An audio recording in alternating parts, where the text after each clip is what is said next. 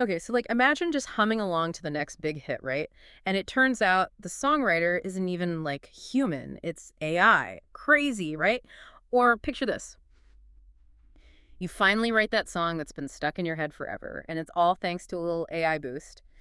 Platforms like, what's it called? Boomy. Yeah, Boomy are making this a reality, but is it really as simple as like hitting play on a musical revolution? I'm not so sure. Yeah, there's definitely a buzz around AI and like democratizing music creation. Yeah. This whole idea that anyone could create a symphony or like a chart topper, even without any background in music or access to like traditional music education. Which is huge when you think about it. I mean, especially when you consider that stat we found. Something like, what was it, only 8% of students in the US have consistent access to music education? That's wild. Exactly. AI could really shake things up. Totally.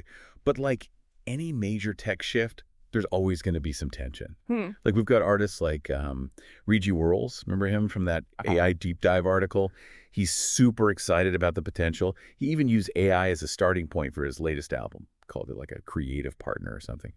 But then you've got artists like Genevieve Libyan who are understandably kind of worried. She's worried about AI flattening the emotional landscape of music. You know what she said? She said, imagine a world where ChatGPT wrote every song on the radio. Whoa. Okay. I see both sides for sure. Right. On one hand, you've got this potential to make creating music way more accessible, which is amazing. But then again, if everyone's using the same AI tools, is everything going to start sounding the same? Like, Like, does it take away from the human element of music?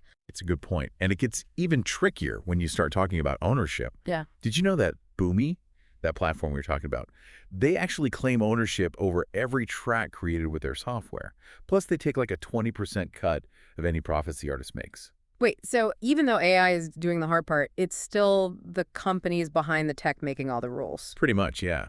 And this past summer, Universal Music Group actually sued a couple of these AI music platforms, claimed their tech was using copyrighted songs without permission. And it's not just the music industry pushing back either. Over 200 artists signed an open letter about this whole thing. Huge names, too. We're talking Billie Eilish, Stevie Wonder, even Nicki Minaj. They denounced using AI in music without proper consent and compensation. Wow, that's a big deal. So how does this whole democratizing music thing square with these ownership issues? It kind of sounds like it could actually give even more power to a few big tech companies. That's the million-dollar question. And it's not just music either. The Writers Guild of America, they went on strike last year. Part of it was about using AI in script writing. And get this, Tennessee actually became the first state to pass a law protecting artists' voices from being copied by AI without their consent. It's like AI is making us rethink what creativity and ownership even mean. But what about beyond the arts? We also looked at that article about AI and retail, remember? I gotta admit, it seemed kind of boring at first. I get it, but trust me, this is where it gets really interesting. Like all those personalized recommendations you get while shopping online. Or those AI chatbots popping up in customer service chat. Yeah, it feels like every website I go to now, there's a chatbot asking if I need help. Right, and companies are going all in on this stuff. Yeah. Apple uses AI to like personalize your whole shopping experience, and then you have places like Zara and Walmart, and they're even replacing some of their customer service people with AI chatbots. I guess it makes sense for businesses. It's probably way more efficient, but it's kind of weird to think about interacting with fewer and fewer humans in our everyday life. Right. Like, is that the trade-off we're making? Yeah. More convenience, but less human connection. Yeah, that's something to think about for sure. And it brings up a potential even bigger issue like the speed at which all this is happening. Remember that article we talked about, experts warn that AI growth is outpacing legislation? That one really got me thinking. Yeah, that one was a little scary, to be honest. I mean, comparing social media and AI content to the tobacco of today, that's intense. Why would Gopalakrishnan, that expert they quoted, say something like that? Well, because he's worried that we're all getting hooked on this constant stream of AI-generated content without really knowing the consequences. Yeah. Think about how algorithms on social media already control what we see, right? Like they often push us towards the more extreme stuff or like divisive content. Now imagine AI actually creating that content itself, blurring the lines between what's real and what's fake on a massive scale. So now we're not just talking about chatbots and like shopping recommendations anymore. We're talking about AI potentially messing with our sense of reality, spreading misinformation and influencing what we think. And Gopalakrishnan seems super worried about the effect on young people. Yeah, definitely. Teenagers are already dealing with so much pressure from social media. And there are studies that show a strong link between spending more time on social media and having higher rates of depression and anxiety among teens. So imagine AI creating even more personalized and potentially harmful content that's designed to exploit their insecurities and vulnerabilities. It could be bad. It makes you wonder if we need to rethink this whole digital literacy thing, and not just for kids, but for everyone. If Hmm. AI can create things that are basically impossible to distinguish from reality, how can we even tell what's true and what's fake anymore? And that's where critical thinking is so important. It's not just about knowing how to use the technology. We have to be able to question what we see online, figure out where it came from, and consider different points of view. And that's something that we need to be teaching and encouraging, especially in a world where AI is constantly pushing the boundaries of what's possible. So we're not just talking about teaching people how to code or build AI, but teaching them how to think critically in a world that's full of AI-generated content. What about the bigger picture, though? What do the experts think we should do about this whole AI outpacing legislation thing? Well, the EU is trying to get ahead of it with their AI Act. It's supposed to regulate these high-risk AI applications, particularly in things like law enforcement and healthcare. Yeah. But even those regulations are kind of behind the curve when you think about how fast technology is changing.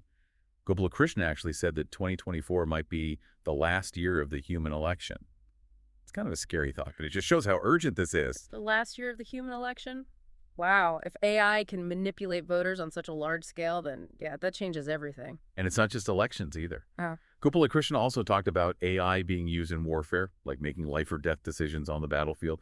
We're already seeing these autonomous drones being developed, so it's not hard to imagine AI playing an even bigger role in wars in the future. It feels like we're heading into some ethically complicated territory for sure. But before we get too deep into the societal impacts, there's something else I've been thinking about. Remember Estee Cockcroft, the digital literacy expert they mentioned in one of the articles? She used a phrase that really stuck with me. She called the internet right now the Wild West. Yeah, that makes sense. It does feel kind of lawless, like the rules are constantly changing and the boundaries are blurred. What Cockcroft is saying is that AI doesn't just create new possibilities, it also kind of erodes our sense of trust.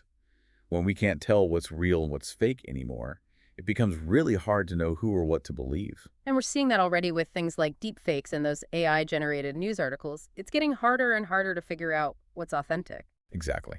And that feeling of never really knowing can lead to this kind of digital fatigue where people get so overwhelmed by all the information that they just retreat into their own little bubbles and only trust things that already fit with their existing beliefs. That's a scary thought. It's like AI could end up dividing us even more instead of bringing us together. It's a lot to process for sure. But Cockcroft did have some interesting ideas about this, especially when it comes to kids. Yeah. Like she's really big on putting off smartphones and social media for as long as possible. Oh, interesting. Yeah, she thinks those early years are super important for developing critical thinking and building a solid sense of self. You know what I mean? Yeah, I think that's a really important point. If we're not careful, we could end up basically outsourcing critical thinking to algorithms, Mm-hmm. letting AI shape how we see the world instead of figuring it out for ourselves. Exactly. And it's not even just about protecting kids from bad stuff online. It's about giving them the space to like develop their own internal compass. Yeah. You know, their own way of navigating this world where they're constantly being bombarded with information. Right. And that takes a real effort from both parents and teachers to create those opportunities for young people to actually engage in critical thinking, to question what they're seeing and develop a healthy skepticism towards anything that seems a little too good to be true. It's funny in a way, for the longest time we thought technology was going to make life easier, more efficient, but now it seems like we need to be more careful, more critical than ever. 100%. And it's not just about the tech itself, it's about the people behind it. Mm. Like, who's actually making this stuff? What are they hoping to achieve? And how can we as individuals and as a society make sure that AI is being developed and used in a way that, like, aligns with our values and what we care about? Big questions. So where does all this leave us? What can our listeners who've been with us on this deep dive today actually do with all this information? Well, I think the first thing is just awareness. Just by understanding the potential benefits and risks of AI, we can start making smarter choices about how we use it in our own lives. And then we can start asking those bigger questions, like how can we shape the future of AI so that it's good for everyone? How can we make sure that this technology helps us be our best selves, more creative, more empathetic, instead of making our worst impulses even worse? So much to think about. It's clear that we're just getting started with this conversation. We are, and it's a conversation that needs to be happening everywhere, in schools, in businesses, and government. The future of AI isn't set in stone. It's being decided right now, and it's up to all of us to make sure that it's a future we actually want to live in. Well said. That's a wrap on another deep dive. We hope this episode has given you lots to think about and maybe even sparked some interesting conversations. Until next time, keep exploring, keep questioning, and keep diving deep.